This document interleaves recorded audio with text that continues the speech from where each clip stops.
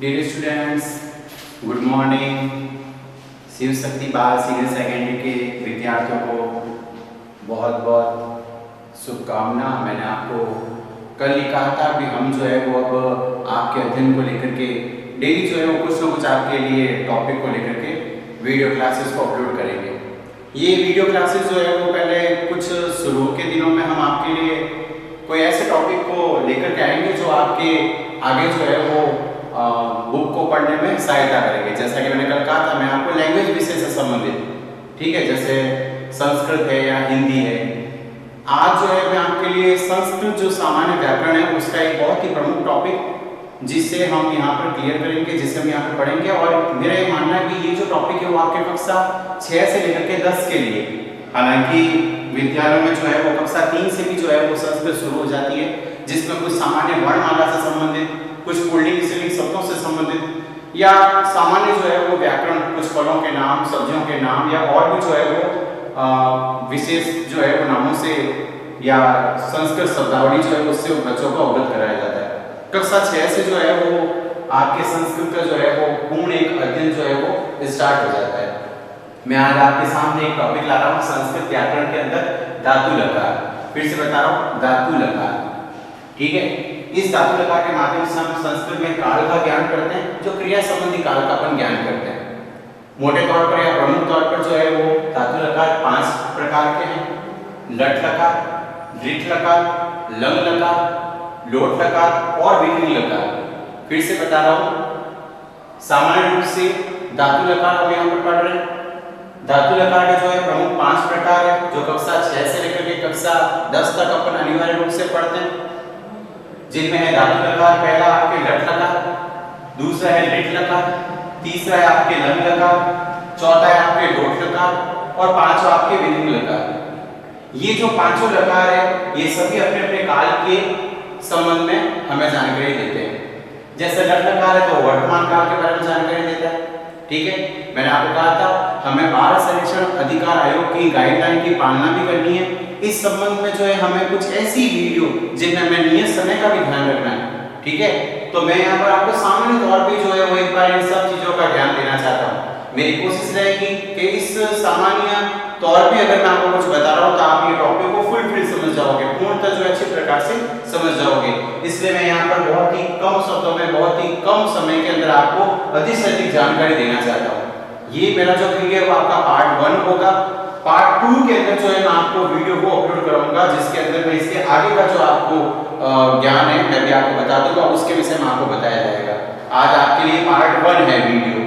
देखो वापस बता रहा हूँ, हम सामान्य संस्कृत व्याकरण के अंदर धातु लकार को पढ़ने जा रहे हैं। धातु लकार को पढ़ने से ज्यादा से मतलब है हम काल को ज्ञान या क्रिया संबंधी ज्ञान के बारे में जानेंगे। मैंने आपको बताया धातु लकार जो है सामान्य रूप से कक्षा 6 से 10 तक जो पढ़ रहे हैं वो 5 प्रकार के हैं: लट लकार, दृढ़ लकार, लंग लकार, लोट लकार और विकर्ण लकार। ये लकार जो है अपने अपने काल के बारे में जानकारी देते हैं। जैसे लट लकार है तो वर्तमान काल के बारे में जानकारी देता है। वर्तमान काल से तात्पर्य है ऐसा समय जिसमें हम उस समय में काम कर रहे हैं जो अभी चल रहा है। जैसे मैं आपको पढ़ा रहा हूँ और आप मुझे सुन रहे हैं तो ये हमारा वर्तमान काल है। इसके बाद में या मैं सामान्य तौर पर आपको कह सकता हूँ मैं मोहन पुस्तक पढ़ता है, राम गेंद से खेलता है, माताजी खाना पकाती है। ये जो सारे वाक्य हैं वो आपके वर्तमान काल के हैं, यानी लट लकार जो है वो संबंधित है वर्तमान काल से। इसके बाद में दृढ़ लकार यानी भविष्य काल, यानी ऐसा समय, ऐसा कार्य, ऐसा कोई काम जो हम अब करेंगे। जैसे मोहन पुस्तक पढ़ेगा, हम सब विद्यालय जाएंगे, इस तरह का जो वाक्य है वो आपके भविष्य काल का है। भविष्य काल को संस्कृत में दृढ़ लकार से संबोधित करते हैं। इसके बाद में है लंग लकार यानी भूतकाल, ऐसा कोई कार्य जो हमने हमारे द्वारा कर लिया है, पहले पूर्व के समय के अंदर हमने उसको कर लिया है। जैसे मोहन पुस्तक पढ़ चुका या हमने खाना खाया था, ये पढ़ चुका या खाया था, इस तरह के जो वाक्य है वो अपने आप में भूतकाल के वाक्य है। भूतकाल को संस्कृत में लंग लकार से जो है हम संबोधित करते हैं। या इसकी जो वाक्य रचना या इसके जो वाक्य है उसमें हम जो क्रियाएं हैं अर्थात जो धातु लकार है उसको हम लंग लकार में लिखेंगे। ये सब मैं आपको पार्ट 2 वीडियो के अंदर बताऊंगा। देन उसके बाद में अपने पास में चौथा लकार लोट लकार, जो अज्ञात काल को संबोधित करता है। कैसे? ऐसा कोई वाक्य जिसमें हम किसी को ऑर्डर कर रहे हैं, हम किसी को आज्ञा दे रहे हैं, जैसे वह पढ़े, या कई बार हम कहते हैं मैं पढ़ूं, या हम सब पुस्तक पढ़े, या आप सब खेलो, आप सब उद्यान में जाओ, आप खड़े हो जाओ। इस तरह के जो वाक्य हैं वो आपके आज्ञात काल में लिए जाएंगे। आज्ञात काल के हम लोट लकार का प्रयोग करते हैं। इसके बाद में आपके विधिलिंग लकार, विधिलिंग लकार में हम चाहिए या जरूरी कोई अर्थ में जो है वाक्य उनको हम प्रयोग में लेते हैं। जैसे यह पुस्तक आपको पढ़नी चाहिए, या मुझे अब खेलना चाहिए। इस तरह के जो वाक्य हैं वो आपके विधिलिंग लकार में काम में लिए जाएंगे। एक बार पुनः दोहरान कर रहा हूं आपके लिए, धातु लकार के टॉपिक को हम पढ़ रहे हैं जिसमें हम काल का ज्ञान या क्रिया संबंधी जो एक वाक्य में जो क्रिया है वो किस काल के अंदर है उससे संबंधित अपन ज्ञान को प्राप्त करते हैं। जिसके लिए अपन यहाँ पर समझते हैं धातु लकार जो है प्रमुख रूप से जो 5 प्रकार के, रट लकार जो वर्तमान काल के लिए है, लिट लकार जो भविष्य काल के लिए है, लंग लकार जो भूतकाल काल के लिए, और लोट लकार जो आज्ञात काल के लिए। आज्ञात काल से मतलब है एक ऐसा समय, एक ऐसा काम जब हम किसी को करने के लिए ऑर्डर कर रहे हैं, हम उसको आज्ञा दे रहे हैं, या हमारे स्वयं के लिए हम आज्ञा दे रहे हैं, जैसे वह पुस्तक पढ़े या मैं पुस्तक पढ़ूं। इस तरह के जो वाक्य वो आपके आज्ञात काल में लिए जाएंगे। फिर आपके विधिलिंग लकार जिसमें हमें चाहिए या जरूरी अर्थ में हम वाक्य को काम में लेते हैं, जैसे मोहन को पुस्तक पढ़नी चाहिए या मुझे ये काम करना चाहिए। इस तरह के वाक्य हम विधिलिंग लकार में काम में लेते हैं। अब मैं आपको बता रहा हूं, हम इन काल के संबंधित हमारे अगली जो वीडियोस में मैं एक धातु लकार या दो शब्द जो धातु के पूरे लूंगा, जिसमें मैं आपको पांचों लकार के बारे में बताऊंगा। अब इन पांचों लकार के बारे में जानते हैं उससे पहले हम ये भी जानते हैं, जब हम धातु लकार को जान जाएंगे तो कैसे हमें उसका वाक्य में प्रयोग करना है, या कोई किताब पढ़ते समय हम किसी वाक्य को पढ़ते हैं तो हम ये कैसे ज्ञात करेंगे कि भाई ये जो वो काल या ये जो वाक्य है वो किस काल के अंदर है, या कौन से टेंस के अंदर, या यहाँ पर कौन सा जो है लंग लकार या लोट लकार या विधिलिंग लकार का प्रयोग किया है, हम उसका हिंदी अर्थ कैसे लेना है। और एक आपको मैं सामान्य बात बता दूं, कुछ सामान्य वाक्य होते हैं, कुछ सामान्य शब्द होते हैं जो अपने आप में पुल्लिंग शब्द या स्त्रीलिंग शब्द या फिर नपुंसकलिंग शब्द कहलाते हैं। इनका भी ज्ञान हमें लेना जरूरी है, क्योंकि हम किताब में पढ़ते हैं तो हमें कई बार या अधिक से अधिक बार जो है शब्दों का भी हमें जो है वो पाठों के अंदर ये शब्द मिलते हैं, वाक्यों के अंदर ये शब्द मिलते हैं जिनका हम अच्छी प्रकार से भली प्रकार से ज्ञान प्राप्त कर सकते हैं या उसे हम समझ सकते हैं। जैसे पुल्लिंग शब्द है तो पहला है सह, सह का मतलब है वह। याद रखना ये पुल्लिंग शब्द है। पुल्लिंग शब्द से तात्पर्य ऐसे शब्द जो पुरुष जाति का बोध कराते हैं, अर्थात लड़कों के लिए या पुरुष के लिए जो बोध कराते हैं वो आपके पुल्लिंग शब्द है। सह का मतलब होता है वह, तौ का मतलब होता है वह दोनों, और ते का मतलब होता है वे सब। मैं आपको बता दूं यहाँ पर मैं आपको पुल्लिंग शब्द बता रहा हूँ, लेकिन देखा जाए तो यहाँ पर आप एक वचन, द्विवचन और बहुवचन के बारे में भी जानते हैं।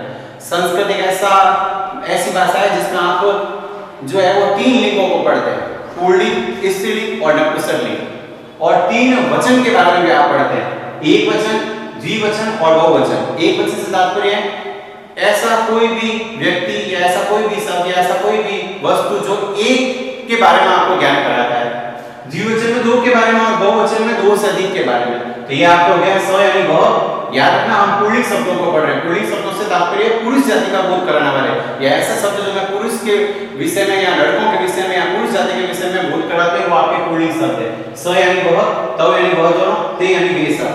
ठीक है। इसके बाद में त्वम, त्वम का मतलब है तुम, युवाम, युवाम का मतलब है तुम दोनों, और यूयम, यूयम का मतलब है तुम सब। फिर से बता रहा हूं ये भी आपके एक वचन, द्विवचन और बहुवचन को भी इंगित कर रहा है। त्वम यानी तुम यानी एक वचन, युवाम यानी तुम दोनों यानी द्विवचन, और यूयम यानी तुम सब यानी बहुवचन। इसके बाद में आपके अहम, अहम का मतलब है मैं, आवाम का मतलब है हम दोनों, और वयम का मतलब है हम सब। ये है आपके पुल्लिंग शब्द। पुल्लिंग शब्द 9 होते हैं। धातु लकार में जो भी लकार लिखते हैं उनमें भी 9 शब्द होते हैं। धातु लकार में आपको पता है, धातु लकार में जो हम एक टेबल बनाते हैं उसमें हम पहले एक वचन, द्विवचन, बहुवचन लिखते हैं। फिर यहाँ पर हम जो है पास में प्रथम पुरुष, मध्यम पुरुष और उत्तम पुरुष लिखते हैं। एक प्रकार से ये प्रथम पुरुष ही है, एक प्रकार से मध्यम पुरुष ही है, और एक प्रकार से उत्तम पुरुष ही है। ये आपको वीडियो पार्ट 2 के अंदर मैं आपको आराम से बताऊंगा, समझाऊंगा।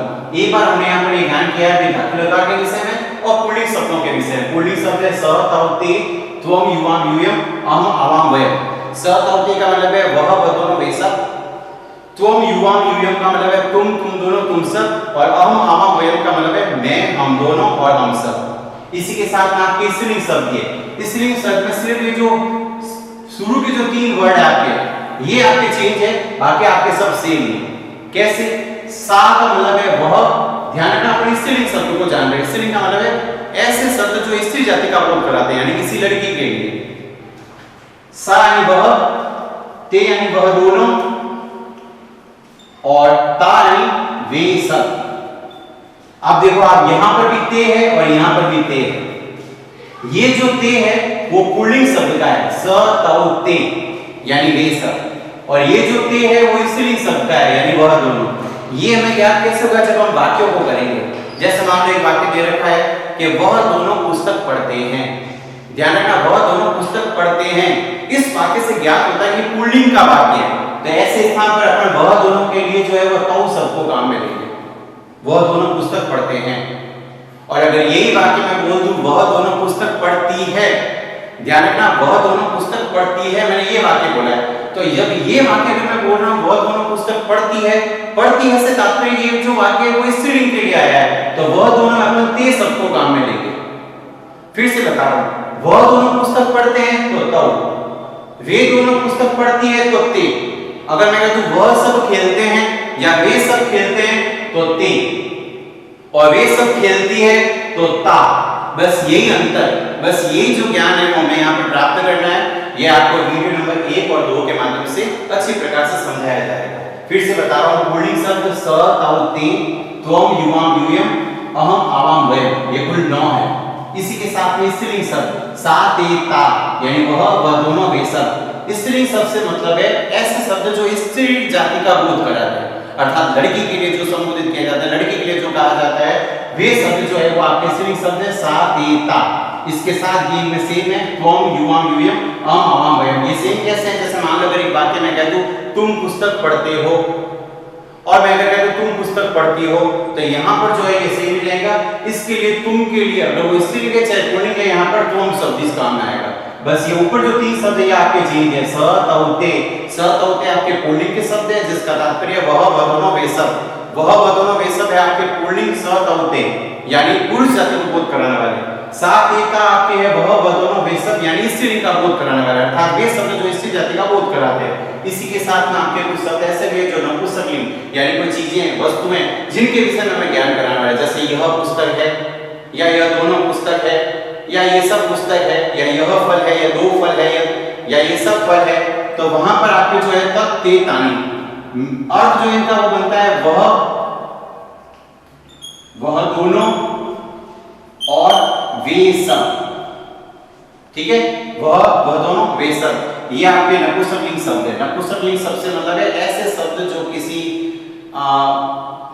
वस्तु या किसी चीजों के बारे में हमें ज्ञान कराते हैं, वे है आपके नपुंसकलिंग शब्द तत् ते तानी। और ये आपके पुल्लिंग शब्द स तौ ते, त्वम युवाम यूयम, अहम आवाम वयम।